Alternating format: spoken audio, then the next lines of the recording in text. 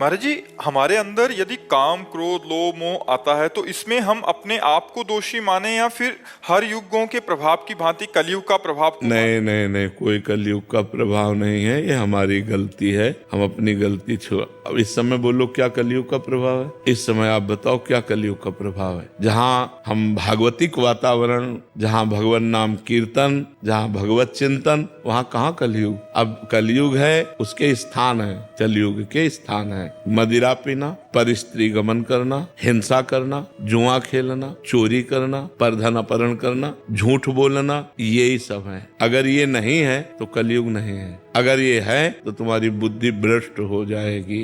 इन दोषों से बचो। परीक्षित जी ने कलयुग को स्थान दिए तो इनको छोड़ दो और नाम जप करो। नाम जप से कलयुग का प्रभाव नष्ट हो जाता है, जो कुप्रभाव होता है। और कलयुग समयुग आन नहीं, हाँ जो नर कर विश्वास, गाय राम गुण गण विमल, भव बिन तरह प्रयास। कलयुग के समान कोई युग नहीं, इसमें बहुत कम समय में भगवत प्राप्ति हो जाती है। गुरु जी, वाणी गुणान कथने श्रवणम कथायाम हस्तौ चक्रमस मनस्तव पादि और स्मृत्याम शिरस्तव निवास जगत प्रणामे दृष्टि सताम दर्शनेस्तु भवतु। तो ये हमारा भाव और हमें भगवत प्राप्ति कैसे इसी में हो जाएगी, इसी में हो जाएगी। एक श्लोक को यदि जीवन में उतार लो ना तो ये श्लोक ही भगवत स्वरूप है। वाणी गुणानुकथन है, गुण भगवान के जो दिव्य लीला चरित्र है। हमारी वाणी कभी अन्य वार्ता ना करे, केवल भगवान का ही स्मरण करते हुए भगवान की नाम गुण लीला ये एक ही है। नाम कीर्तन करना, गुण कीर्तन करना, नाम कीर्तन सुनना, गुण कीर्तन सुनना,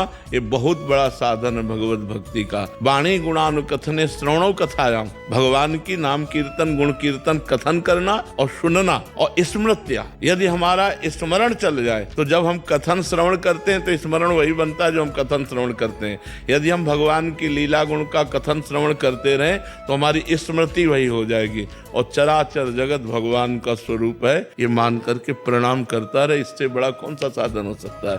निरंतर भगवान का नाम जप, गुणों का गायन और श्रवण और भगवान की स्मृति में तन्मय, सारा जगत भगवत स्वरूप है। सब प्रणाम नमस्कार करता रहे। जो सामने आवे जड़ चैतन्य, सब में भगवान है, निश्चित भगवत प्राप्ति हो जाएगी। एक भी संशय नहीं, एक श्लोक उतार ले भगवत प्राप्ति हो जाएगी।